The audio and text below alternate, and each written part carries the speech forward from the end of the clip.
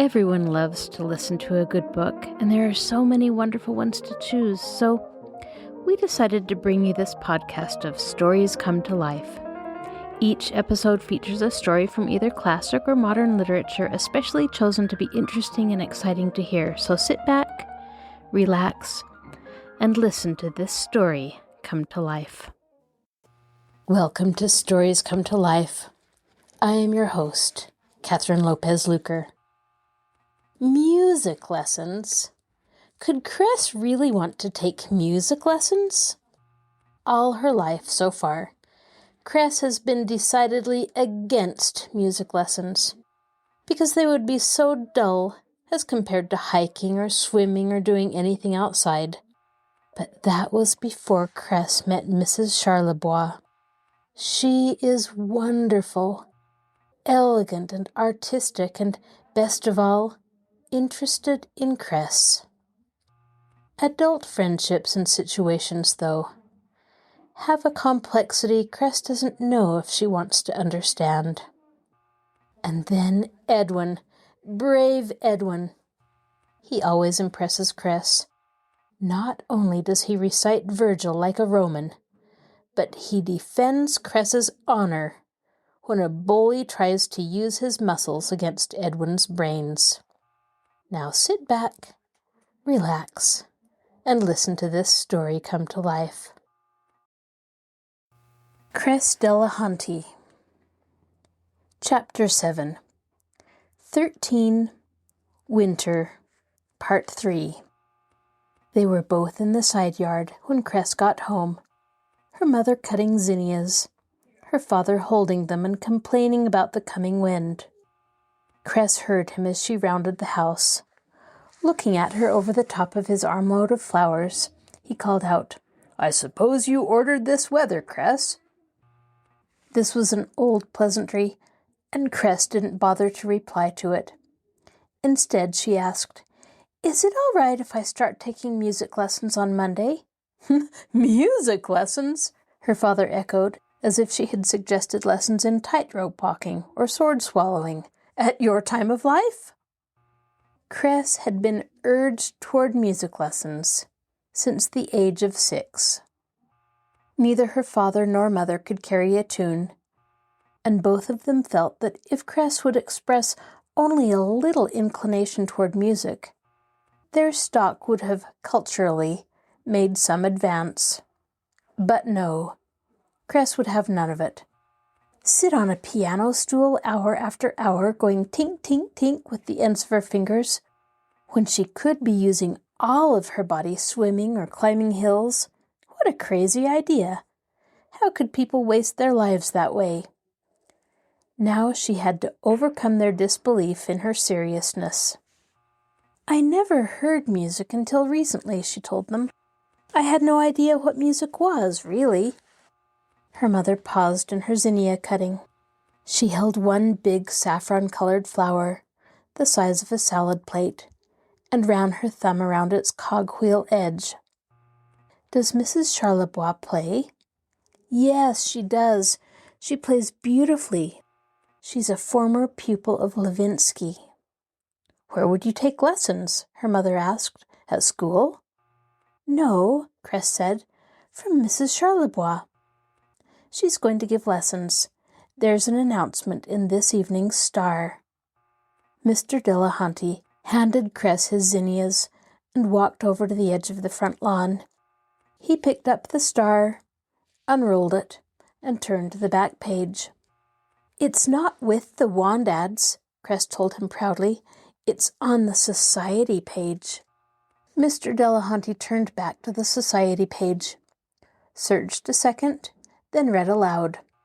"Mrs. Luther Charlesbois announces the formation of classes for instruction in the art of piano playing, beginning on September 17th. Mrs. Charlesbois, a former pupil of Levinsky, is recently of Los Angeles, where she made frequent appearances on the concert stage. She has been guest soloist with such well-known organizations as the Southern California Orpheus Club and the Los Angeles Lyric Society. and is a valued and distinguished addition to tenant music circles. Mrs. Charlesbois is prepared to accept both beginning and advanced pupils. To contact her, phone 153.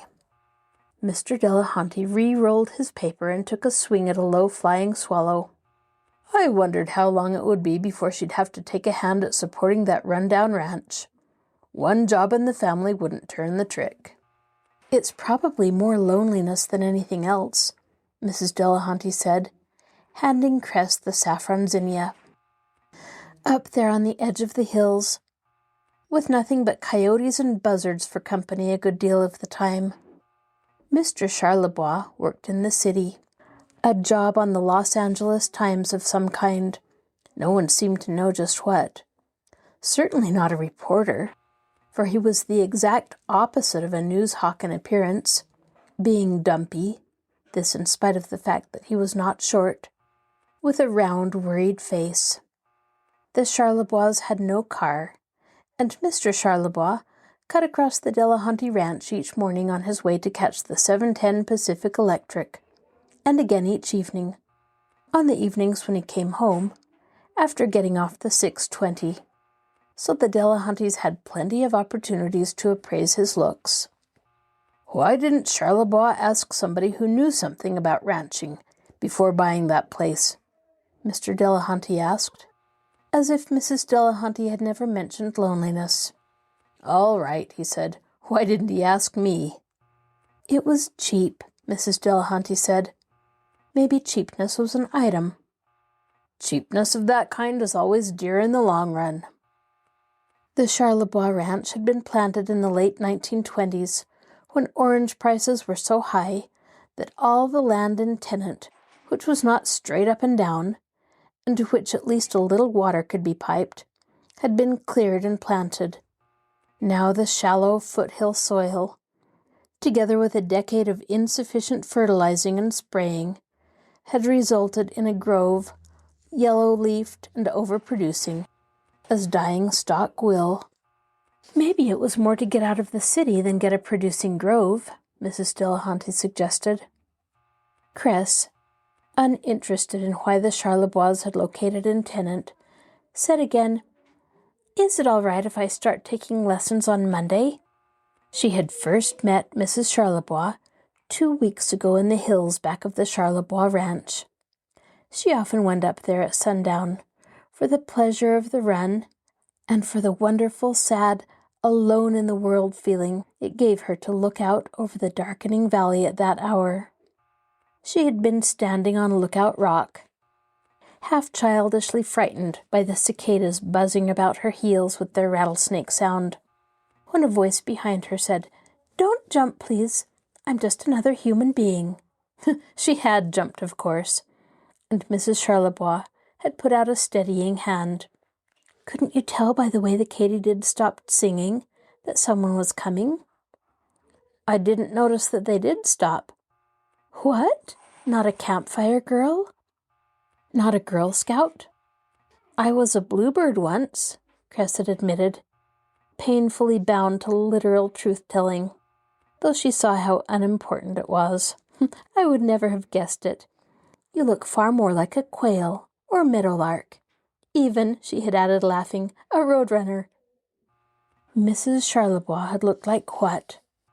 She had had on white shorts that first afternoon, and a white blouse. But Cress had never seen her in shorts again, and certainly never thought of her that way. She always wore white, though. White dresses that to Cress's mind were old-fashioned. They reminded her of dresses she had seen in her mother's snapshot albums. Dresses with puffier sleeves and fuller skirts than women wore nowadays. And they were always made of materials the names of which Cress had never heard before. It had become a kind of game with them. Cress would rub a fold of the full skirt between thumb and forefinger and ask, Is this marquisette? The day before's dress having been marquisette. And Mrs. Charlesbois would reply, No, silly, this is poplin, or soisette, or madras shirting. They were all wash materials anyway, and they were all freshly washed and ironed, and had that sweet smell garments sun-dried and newly ironed have. Though that was far from being Mrs. Charlesbois' only scent, she used perfume, and lots of it, quelque fleur, which was perfect for her. How terrible if she had been attracted to, though with her taste she couldn't have been, of course, something unsuitable like My Sin or Shocking Number 9. Quelque fleur, with its fragrance almost of ripening fruit as well as of flowers, was Mrs. Charlesbois. It was almost as if the manufacturers had been thinking of her when they made it. Cress tried to catch, through the rank, really weedy smell of the masked zinnias she held, a trace of quelque fleur from the inside of her own elbow, where Mrs. Charlesbois had sprayed some. "Neither yes, no, nor kiss my foot," her father was saying, "let alone thank you." "What?" Cress asked, though as she said the word, a recording machine deep inside her head played back the sentences she had not heard. "Sure, start lessons on Monday if you want to. Why not?" "Thank you," Cress said, hearing that replaying. "Thank you more than I can say." Her father looked at her meditatively, seemed about to speak, then, without speaking, unrolled once again his paper. Her mother, clipping off dead blossoms, said, "I declare I can smell that Santa Ana coming." Cress, chin deep in the zinnias, stood looking out toward the gap between old Saddleback and old Grayback. The gap the wind blew through. A little smudge about the size of a man's thumb was lodged there. Already 60 miles away, the wind was blowing. It would still be blowing on Monday when she started her lessons. That made Monday seem less far away. Anybody, Cress thought happily, who takes music lessons is crazy, crazy, crazy. Music lessons were fully as awful as she had imagined, and the worse the better, for they proved that there was nothing she wouldn't do to be near Mrs. Charlesbois. It was the afternoon of her 4th lesson, and she was having the half-hour of supervised practice which followed it. Mrs. Charlesbois was in the kitchen, clinking and stirring, busy with the special supper she was cooking. But now and then, with her starched skirts rustling like palm leaves, she swept into the living room, put a wet or floury hand over Cress's hand, separated her fingers, straightened her wrist, and said, "Thumb under 3rd finger, under, under, under. Make it smooth, not fast. Smooth, smooth, that's the way." Then she would rustle back to the beef stroganoff, leaving the air about the piano sweet with quelque fleur. Thumb under 3rd finger smoothly was hard work. Cress labored with it. There was no light, quick tink, tink, tink when she practiced, as once she had imagined there would be, but a slow, heavy tunk, tunk, tunk. "You are the worst of my pupils," Mrs. Charlesbois would declare, fondness in her voice. "I have never seen your like." "Worse than Linton Matthews?" Cress would ask. Linton was a boy her own age, taking piano lessons to help his stammering. "No comparison at all." "Worse than Don Rivers?" Don Rivers was a grown man, though a young one, a road superintendent who was taking, of all things, lessons on the accordion. "Am I worse than Don Rivers?" The worse she was, Cress thought, the more it proved that Mrs. Charlesbois was her friend as well as her teacher. Perhaps more friend than teacher. "Beside you, Crescent Delahanty," Mrs. Charlesbois had said, "Don Rivers is a great artist, a second Liszt." Cress had laughed at this exaggeration. Mr. Rivers left his accordion, an enormous thing, almost as large as a bale of hay, at the Charlesbois between lessons. The tent at the road camp where he lived with the other men who were working on the Imperial Highway project was not a safe place to keep so expensive an instrument. "When does he practice?" Cress had asked. "Here, after lessons like you." "But I practice at home, too." "Mr. Rivers isn't a beginner like you. He doesn't really need practice. All he needs is a place to play where people understand a taste for music and don't make fun of a grown man who loves it, the way they do down at the road camp." "In the movies," Cress had said, "men on jobs love music. They always sit around campfires at night singing and playing. Railroad gangs and cowboys and miners, and the like." "Not the kind of music Mr. Rivers plays and understands. Not serious music." "Maybe not," Cress had admitted.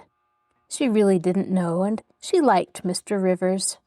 He had his lesson just after hers, 5 to 6.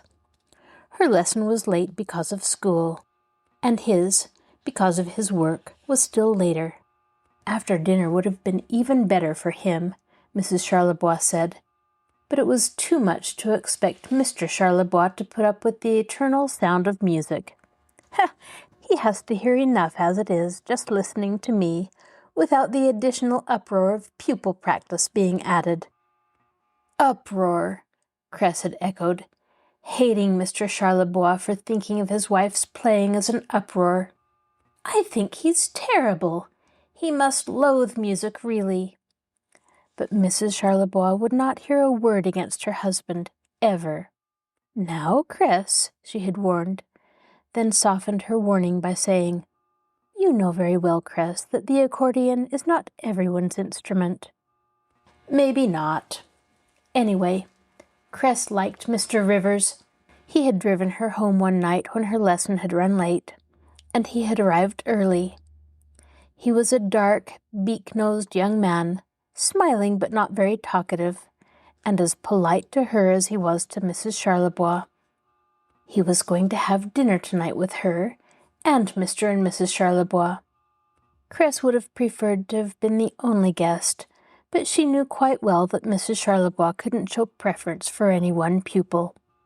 At 7 o'clock, Mrs. Charlesbois took Mr. Charlesbois' plate off the table. He was obviously not coming home on the 6:20, and there wasn't another car out from the city until 9:47. "He hates being pinned down to any particular hour," Mrs. Charlesbois explained, "and actually he can't always tell. Things come up." She lit the candles in the branched crystal holders, brought in the iced fruit cups, and the three of them sat down at the round table. Cress couldn't keep her eyes off Mrs. Charlesbois. She had on one of her usual white wash dresses, though this one was cut low enough in the neck to show the first firm upswelling of her bosom. The skin there, like that of her face, was a rosy olive, and somehow velvety-looking. She had 3 little scarlet pom-pom dahlias just in front of her knot of chestnut hair. They were so solid-looking you could almost imagine them to be wooden, the carved heads of the skewer-like pins it would take to hold up hair so long and so heavy.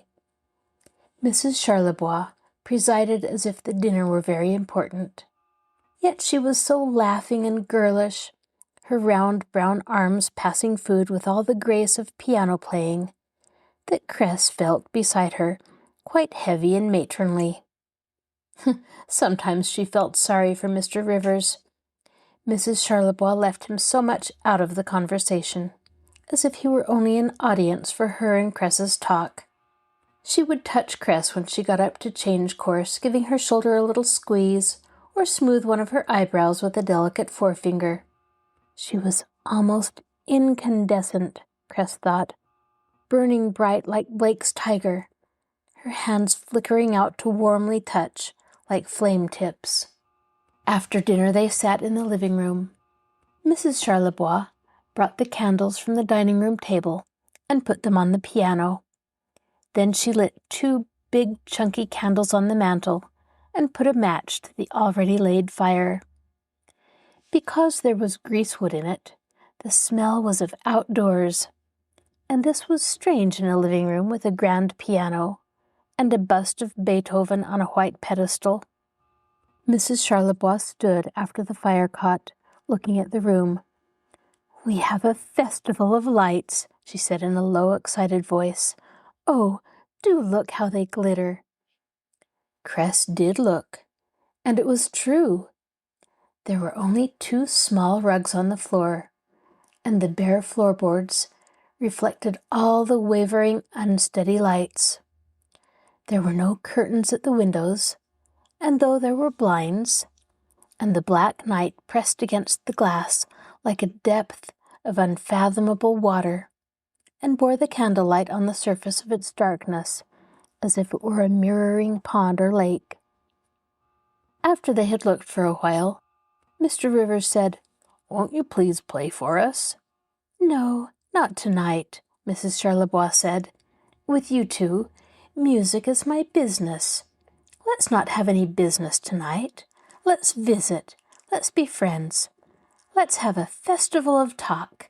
You start, Cress." Cress asked a question she had been wanting to ask for a long time. "Tell us about that picture," she said, "please." The picture, a large one in a narrow gilt frame, hung on the wall just above the keyboard of the piano, so that Cress, when she practiced, often looked at it. The picture was of Mrs. Charlesbois as a girl. She wore a purple, the picture was hand-tinted, velvet dress, with a train, and there was white fur, ermine, Cress believed, around the neck. On her head was a golden tiara, just large enough to encircle the mound of her piled-up hair.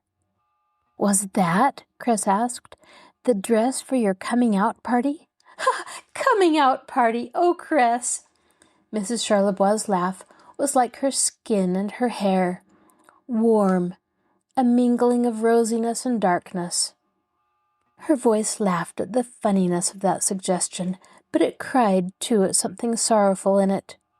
She left the fireplace and took the picture off the wall, and holding it in both hands, peered down into it, as if it were a mirror. Coming-out party! Sweet little Cressy! What would I have come out of, or to? She carried the picture over to Mr. Rivers, and Cress was the audience now, as Mrs. Charlesbois, one hand on the back of Mr. Rivers's chair, addressed her talk to him.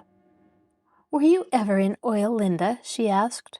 "A little oil town up in the stubble hills, the houses throbbing all night with the pumps and the coyotes coming down at dawn to steal the kids' pet rabbits?"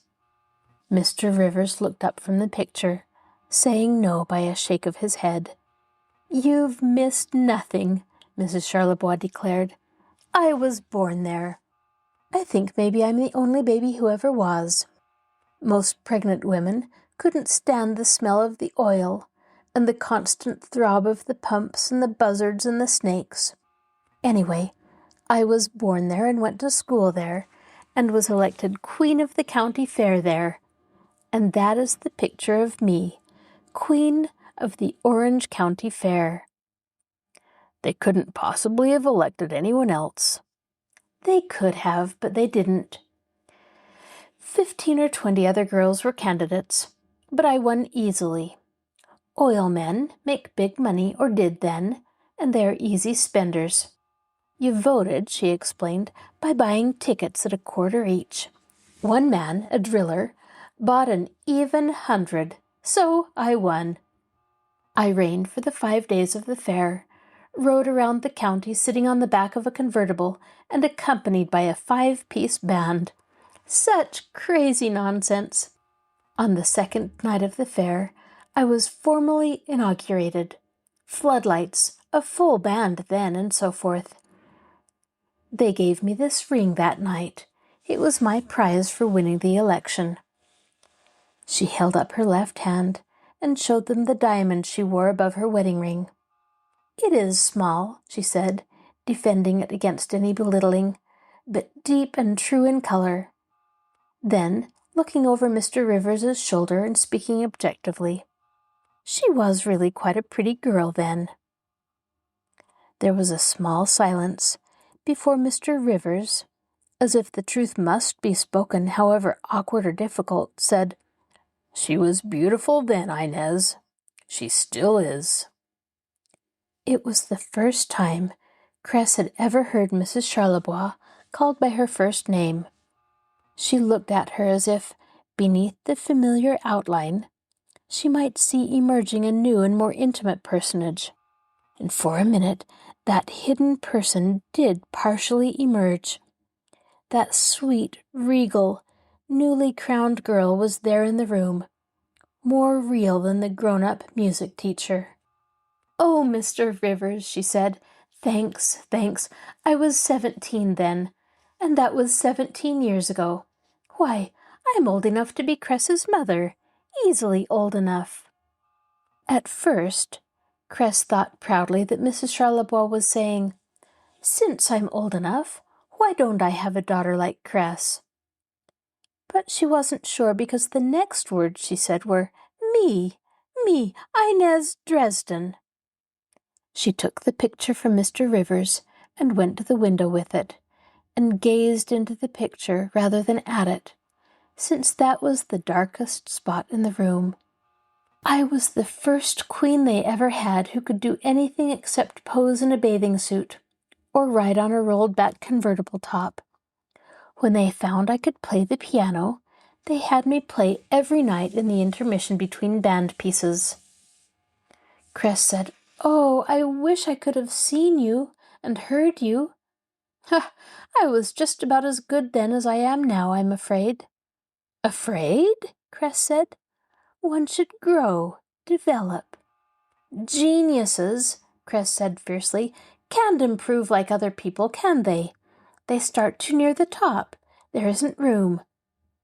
Once again, Cress had the feeling that the young queen was there in the room. But Mrs. Charlesbois, the music teacher, came back and chided her. "Don't be silly, Cress." Nevertheless, she ran her finger over the glass of the picture, as if hunting for that lost fur and velvet and diadem. "I met Luther the last night of the fair," she said. "Luther?" Cress repeated. "Mr. Charlesbois. He came up onto the grandstand and played a duet with me. He'd had about 1 bottle of beer too much, and someone had dared him to do it. We played Beethoven's Appassionato together." Mr. Rivers, who knew about serious music, said, "The Appassionata?" Cress said, "I didn't know Mr. Charlesbois played. I didn't even know he liked music." "I don't think he does any more," Mrs. Charlesbois replied, taking the picture back to its place on the wall beside the piano. Cress spent that night at the Charlesbois. At 10:30, Mrs. Charlesbois asked, "Is there really any sense in your going home at this hour, Cress? Why don't I just call your mother and tell her you're spending the night here? There's no telling whether or not Mr. Charlesbois will be home tonight, and while I'm not exactly afraid to stay here alone, I'm not exactly happy about it either." Mrs. Delahanty, of course, said stay, and after that, Cress was often at the Charlesbois.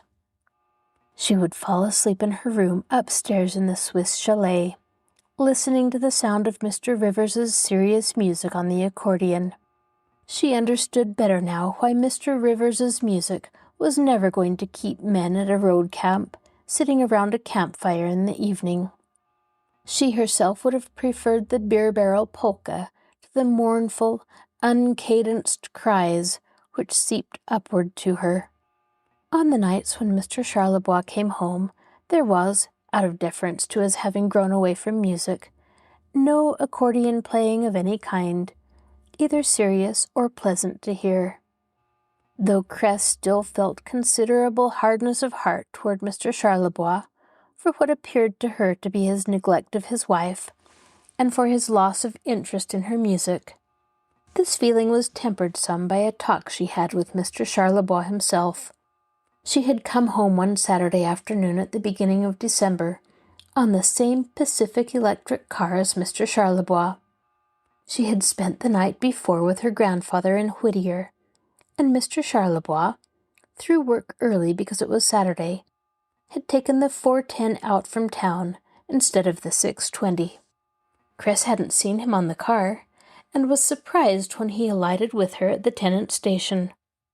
They walked the mile to the Delahanty ranch together, talking as they went.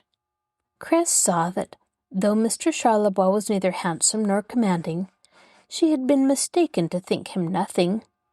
His face was biscuit-shaped, round, rather doughy, and biscuit-colored, too, and when he took off his hat, she could see, through his thinning, dun-colored hair, the faint pinkness of his scalp. But his eyes were a strong, flashing gray, and when he looked at her, she was aware of his thoughtfulness, aware that as he talked, he thought of her. Mr. Charlesbois seemed not only to leave himself behind, but, could it be, to surround her with some kind of understanding and even sympathy as he talked. Would he do that? He, an elderly, Mr. Charlesbois was at least 45, almost bald man? But it was not a certain thing, of course, and in any case she didn't mind. When they reached the arroyo on the Delahanty ranch, where their paths separated, Mr. Charlesbois stayed on for a few minutes talking. It was, by now, a clear, green winter evening. The rains were late, and there was a summer warmness and dryness in the air. And though the scent of the Valencias, blossoming all about them, was typical of December, still their sweetness in the December evening belied winter. Mr. Charlesbois put his hat back on his head, but to one side, and with his baldness thus covered, and with his cocky, inquisitive stance, feet apart and head tilted downward toward her, Cress saw, as she never had before, how this man could be the one who had volunteered to play duets with the soloist at the county fair. "I hear you've been kind enough to keep Inez company on some of the evenings when I've been away." "Yes," Cress answered, "I have, but it wasn't kindness." She was caught between a desire for very strong words and a desire not to be silly or sentimental. It was a high privilege. This because it sounded like a speech from her high school principal. She amended by saying, "I dearly love Mrs. Charlesbois," though she would have told this to no one else. Mr. Charlesbois made her feel like being honest. Mr. Charlesbois received this statement quietly. "I know," he said. "Me too.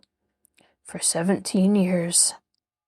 Then, as if he too feared the mawkishness Cress had tried to avoid, he swept his hat off once again and made her a stiff, stocky bow. "Us two great lovers," he said. They both laughed at this. Cress at the idea of a man of Mr. Charlesbois' age being called a lover of any kind, let alone a great lover. The tension that the word love had set up being relieved by the laughing. Cress said, "I'm staying this Monday night, too."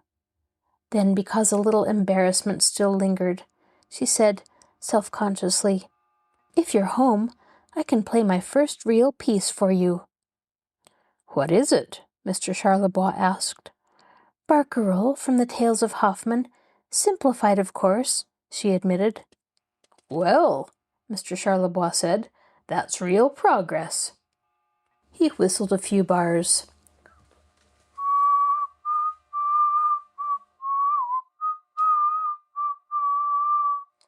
Then sang, "Night in June, oh beauteous night of love."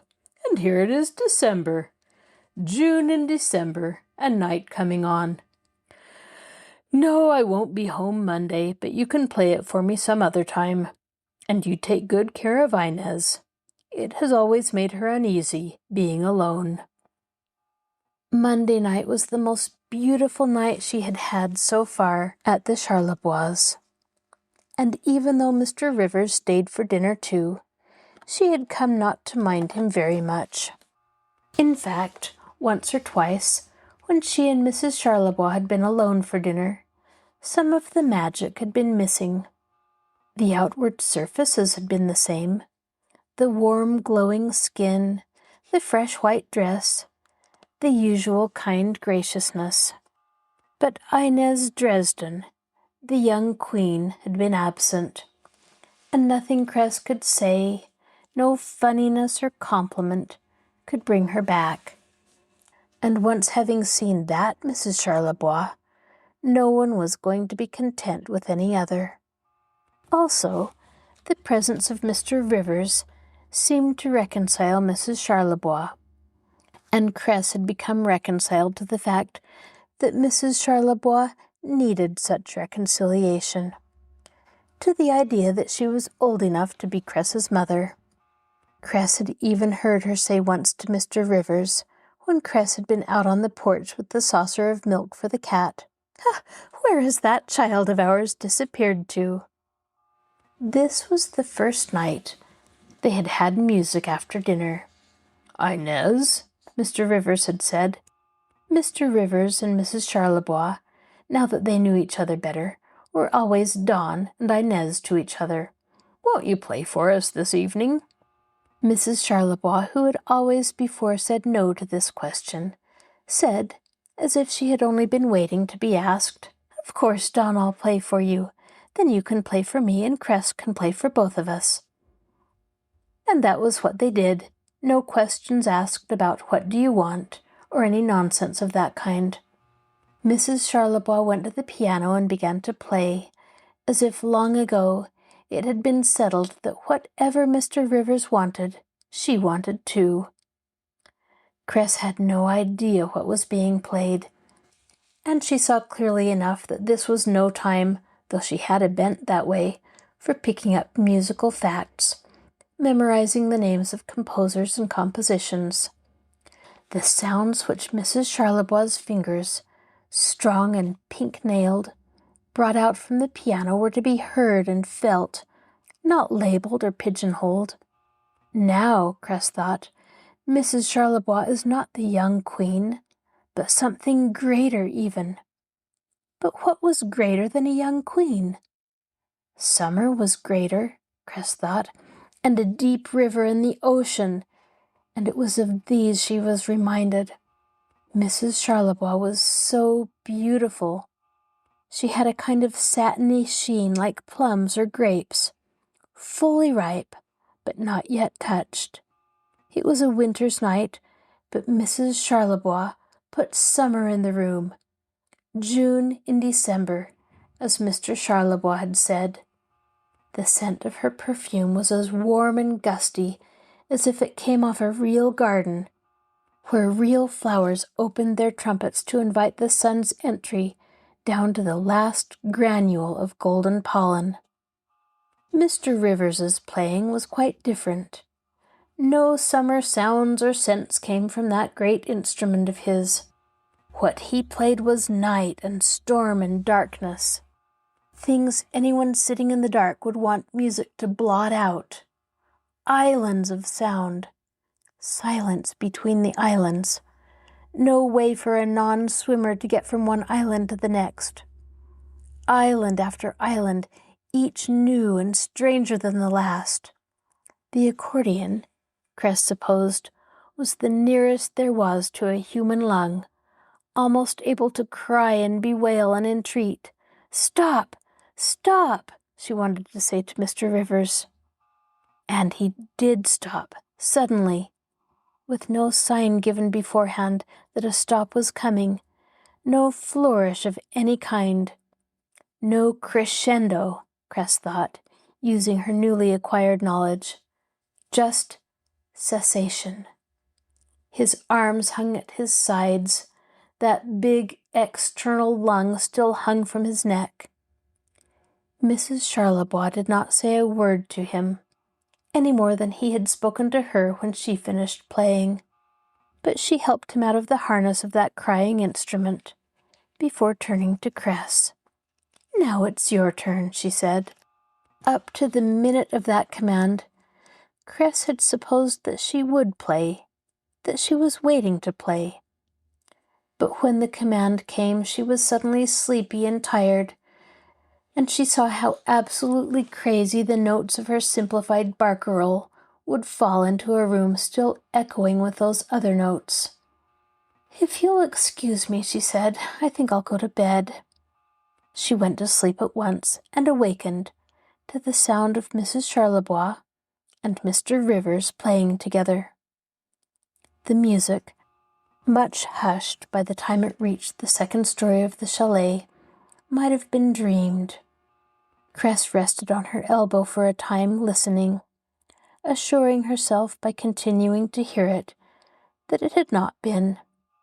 Listening, a line, then 2 lines of a verse she would like to write for Mrs. Charlesbois came to her mind.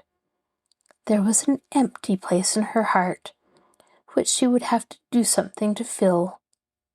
If she had been able to play her music, that might have taken away the pain of something unexpressed, undone. She turned on the light by her bed and got from her school bag paper and pencil. After she had put down the 2 lines, a third came by itself. But the fourth she could not get even by making lists of rhyming words. But no sooner had she turned out the light and tried to sleep, than there it was.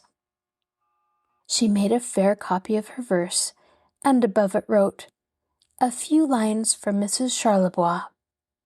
She was pleased by this title, by her modesty and understatement in calling what was actually her entire heart and devotion a few lines.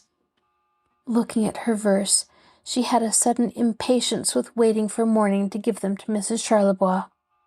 The emptiness of the act unperformed wasn't filled simply by writing, and though she couldn't awaken Mrs. Charlesbois at that hour of the night and say to her, "Here is a poem, Mrs. Charlesbois, to say how much I love you," she could slide her piece of paper under Mrs. Charlesbois' door, where she would find it in the moment she opened her eyes in the morning. Cress went down the stairs barefooted, filled with the happiness of doing.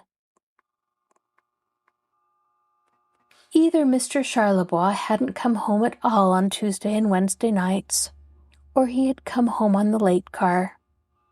Cress had kept a sharp lookout for him, but hadn't seen him.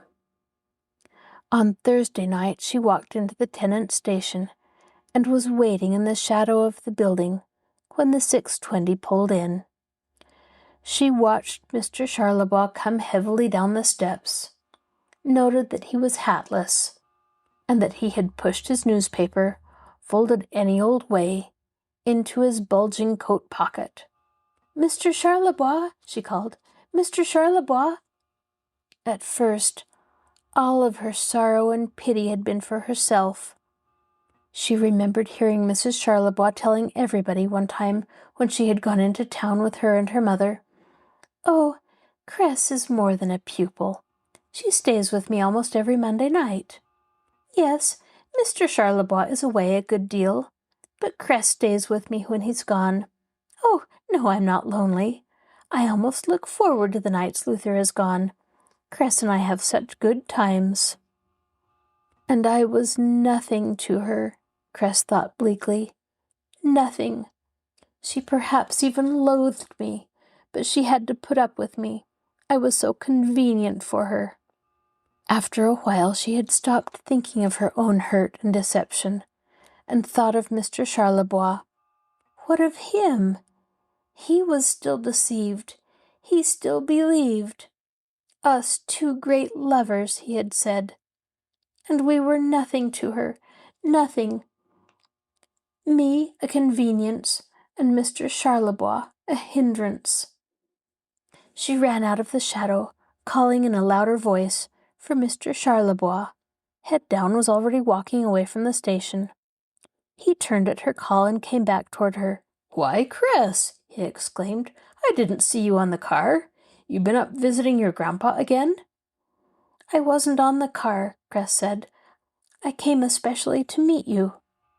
Mr. Charlesbois looked at her with some surprise, but said only, "That was nice of you." They started their homeward walk in silence.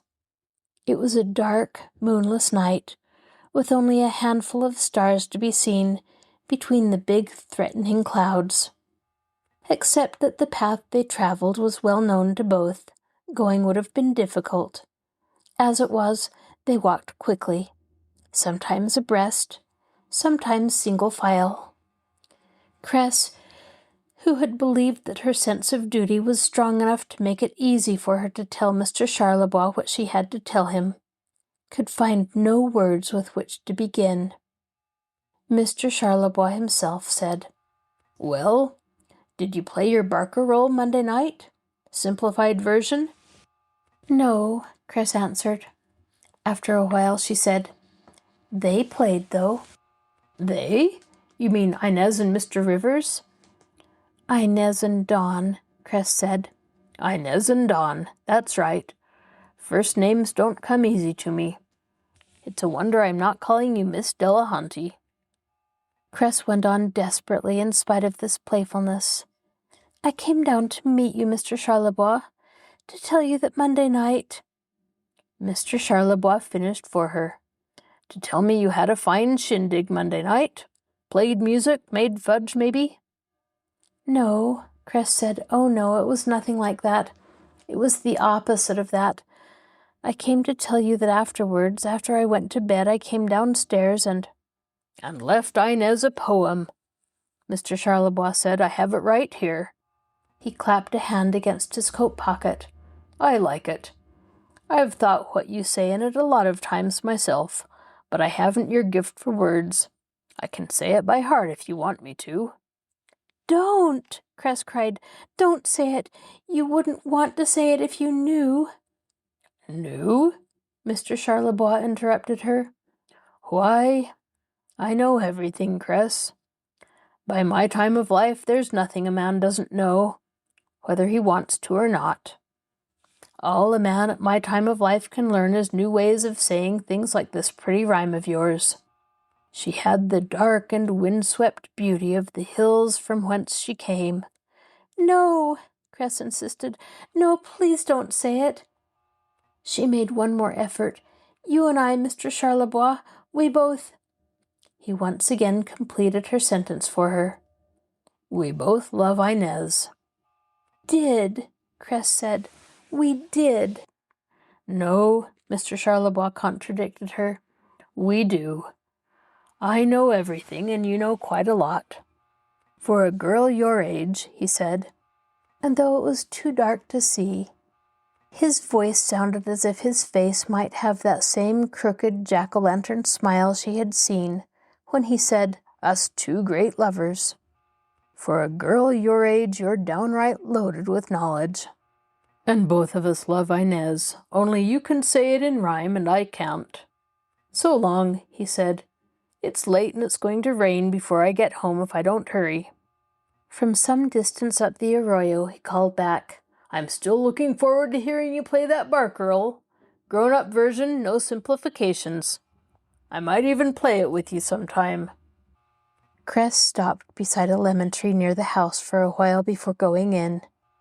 The light shone outward onto the waxy yellow fruit, and she picked a lemon, rolled it between her hands until it was soft, then broke its skin with her thumbnail and began to suck it.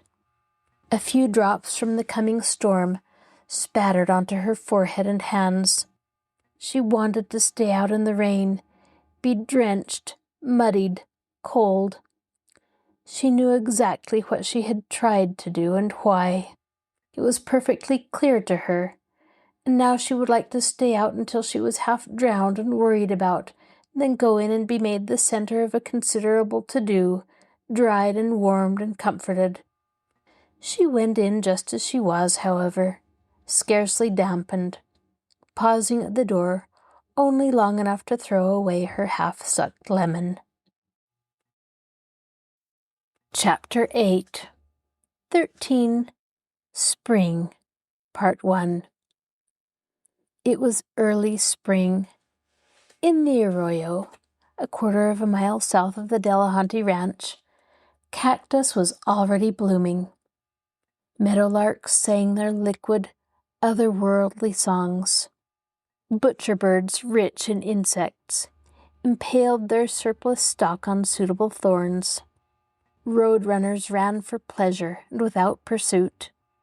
Ground squirrels, bereft of what little caution they possessed at other seasons, frisked at great distances from their burrows. Buzzards floated low, their shadows dark on the grass, which the sun, almost down, was gilding.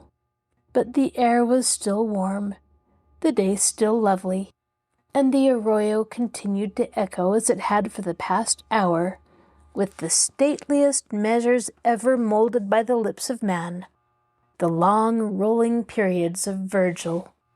Edwin stood, the red gold of the sunset on his dark hair. He spoke one last line of Virgil and stopped, letting the words linger in the air. Then he took his eyes from his invisible audience and looked inquiringly at Cress, who sat across the ravine from him on a large, sun-warmed boulder. "Begin at the beginning and say it all over again," Cress urged. "Not that I don't think you're perfect right now," she added frankly. Edwin relaxed somewhat, but still looked worried. "Perfect means incapable of improvement," he reminded Cress. "Well, I don't see how you can improve it," Cress protested. Her fair, freckled face flushed with sunlight, and her pleasure in Edwin. "You know every word by heart, and you pronounce every word right. What more could you do?" Edwin scowled across the narrow arroyo, as if its smallness hampered his imagination. "If I was good enough," he said slowly, "I could put the whole spirit of Virgil in it." He paused and looked earnestly at Cress. "If I was good enough, I could put the whole spirit of the ancient world in it." "Well, okay then," Cress said enthusiastically. "Let's do that. Let's be absolutely terrific." Edwin replied a little stiffly. "I wasn't joking." "Me either," Cress exclaimed, surprised. "Wasn't that what you meant, Edwin?" "I wasn't thinking about being terrific or anything like that." Cress, who had been, said, "I'm sorry, Edwin." "You kind of always overstate things, Cress." "Edwin," Cress asked, leaning forward, "do you think I'm impetuous?" Edwin removed his steel-rimmed spectacles and cleaned them on an oblong of white flannel, neatly feather-stitched in blue around the edges. Cress took note of it, thinking she might make Edwin another for his birthday if she could learn to feather-stitch in 3 months' time, which she doubted. "Do you, Edwin?" she repeated.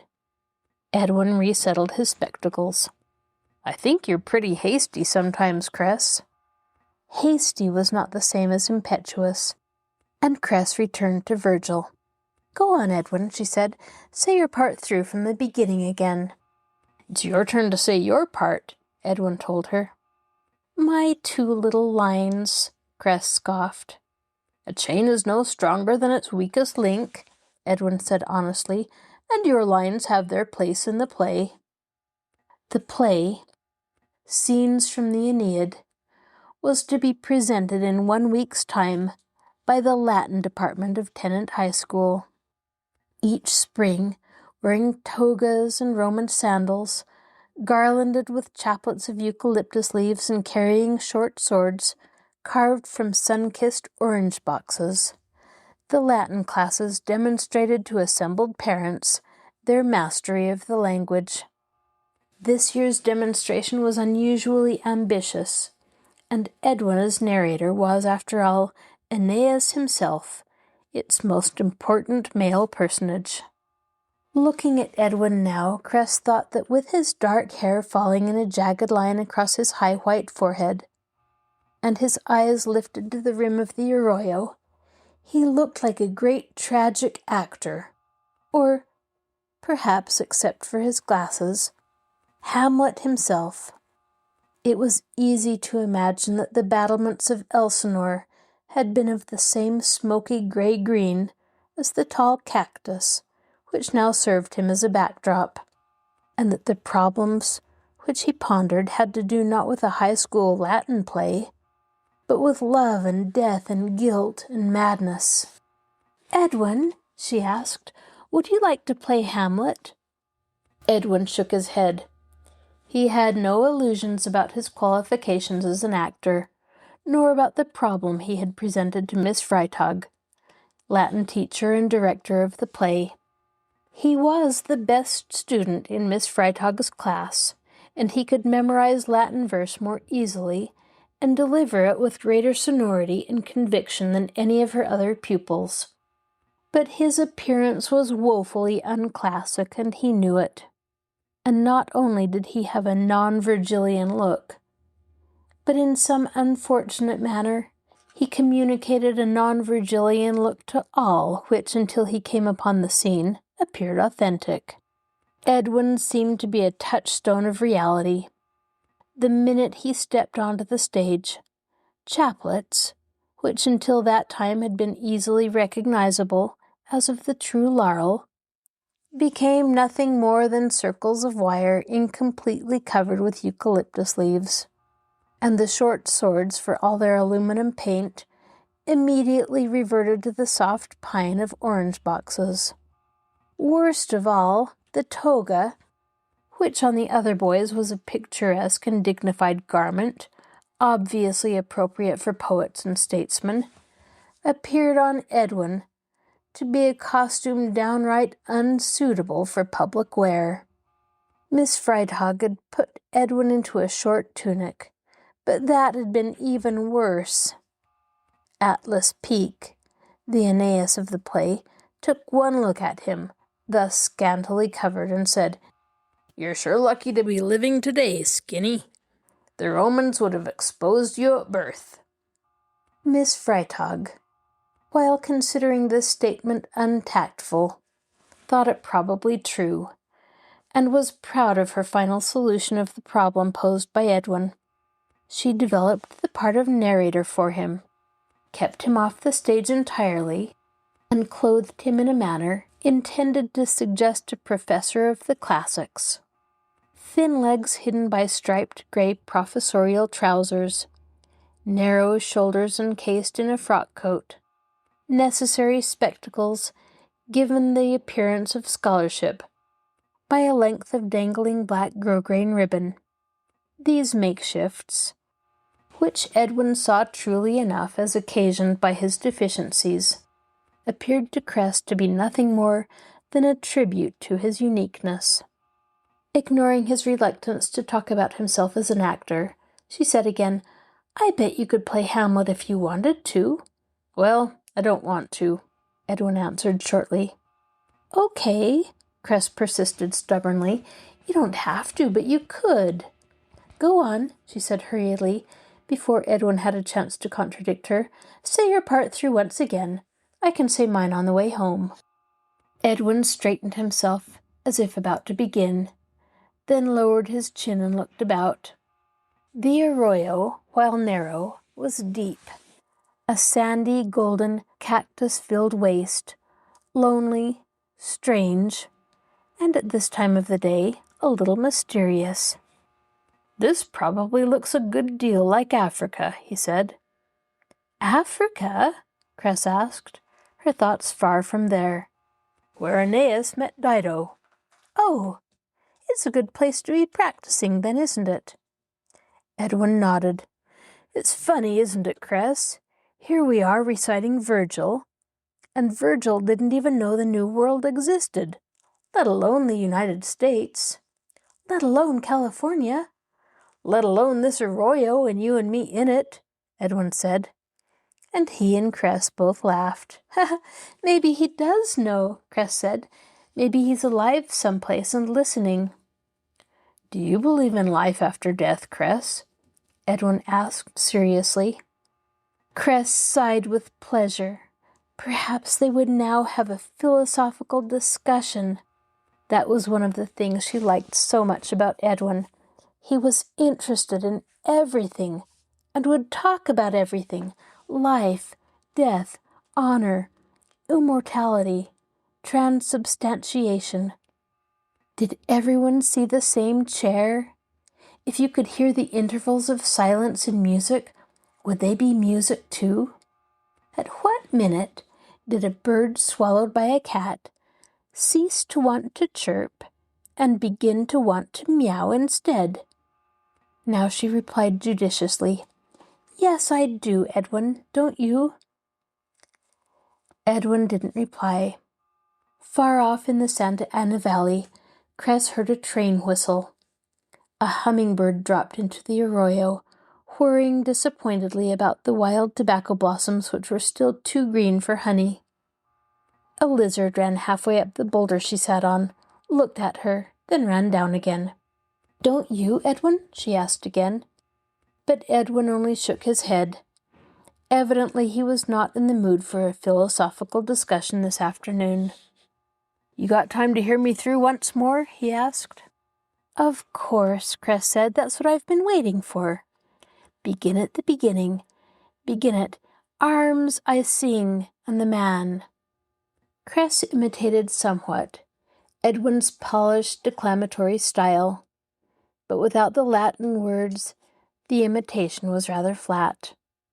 Edwin unnecessarily cleared his voice and began, his R's liquid as water, his vowels like trumpet notes. Cress settled back comfortably on her boulder to listen. If Edwin didn't look like a Roman, at least he came nearer than anyone else in Tennant to sounding like one. He had gotten as far as Dido's curse, when glancing at the bank above Cress's head he broke off.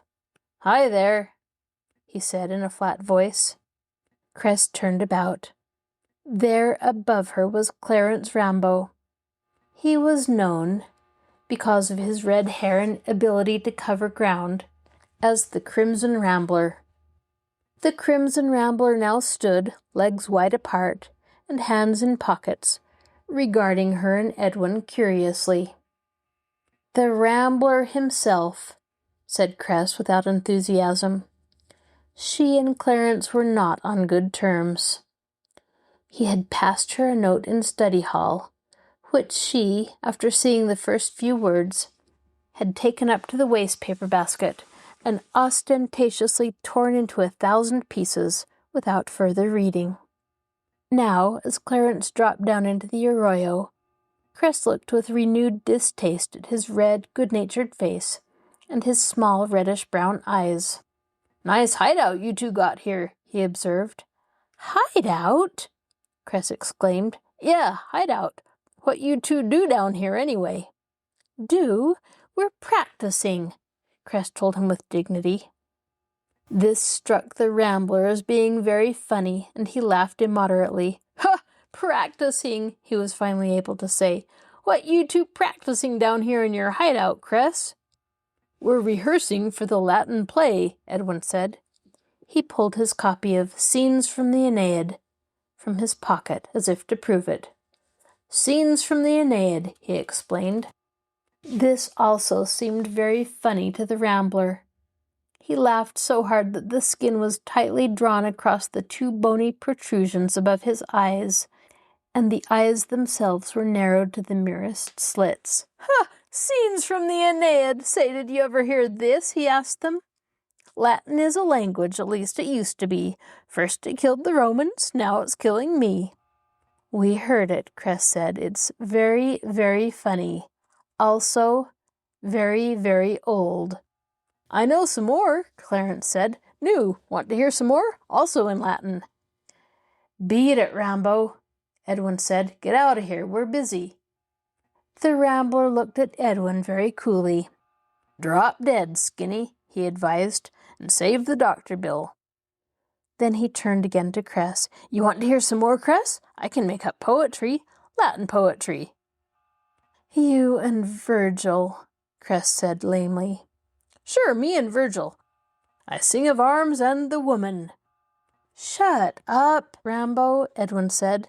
"I'm not talking to you, Skinny. You go off someplace and practice. Practice acting alive. This poem's about you, Cress. Amo, amas, amat. Delahanty's pretty hot.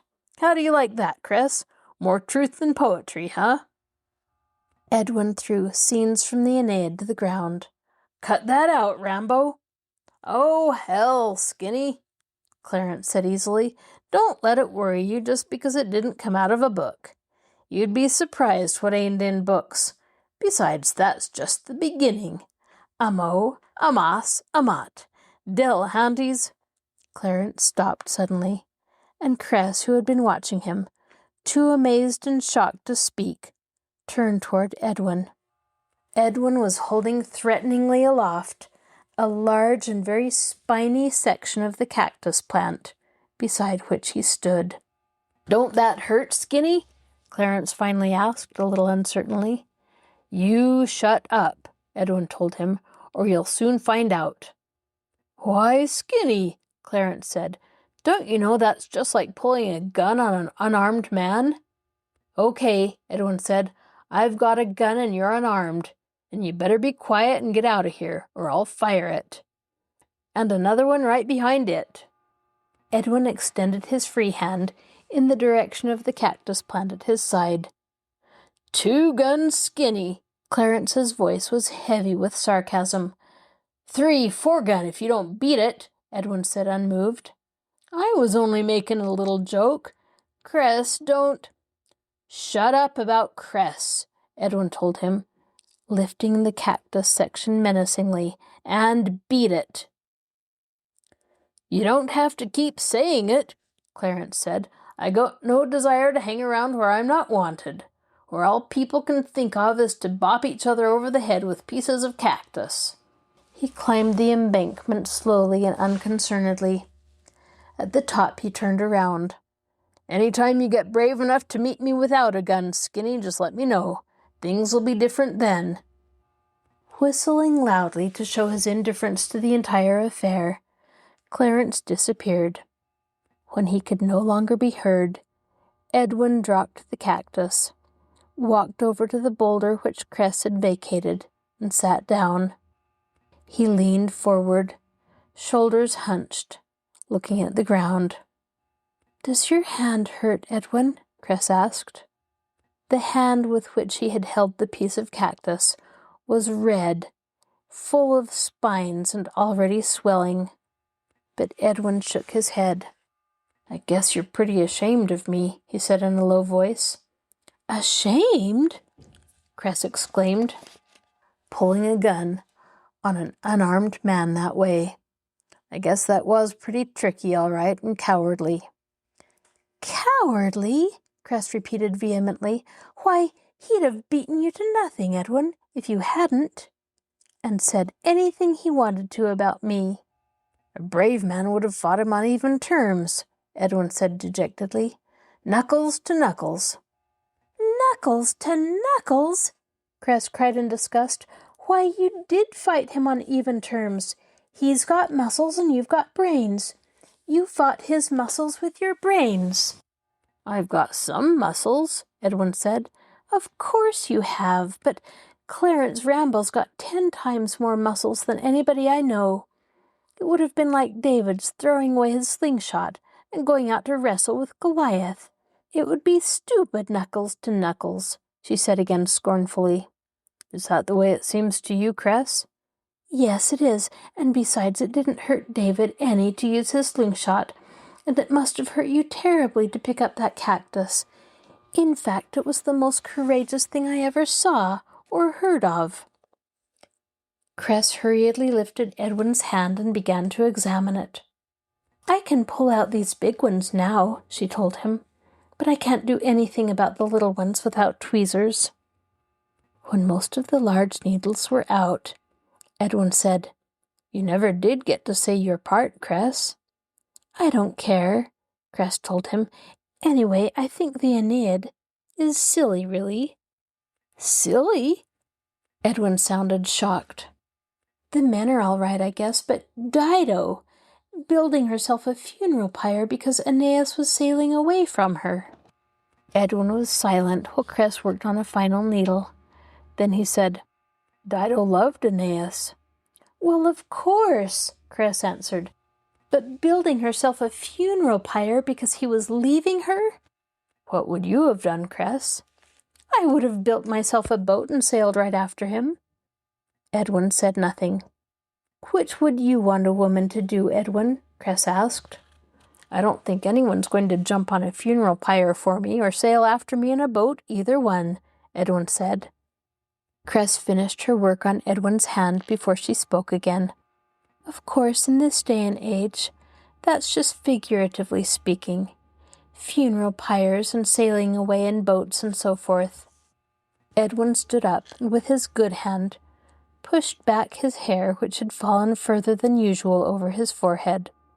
Figuratively speaking, he said, I wouldn't like you jumping on any funeral pyres, Cress. He examined the remaining cactus needles closely for a second or two, then looked up. That is, if I were sailing away, which I wouldn't be. Cress's heart gave a sudden deep throb, so that there seemed to be no room left in her chest for lungs or breathing. She walked over to where scenes from the Aeneid lay, picked it up and returned it to Edwin. The sun, just setting, filled the arroyo with a flood of gold and crimson, and the meadowlarks, as if aware that day was ending, sang with a kind of sad sobriety. Cress, able to breathe easily again, looked about.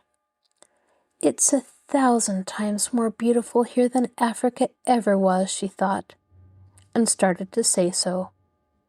But remembering what Edwin had said about overstatements, she contented herself with, I bet Africa's not half this beautiful, Edwin.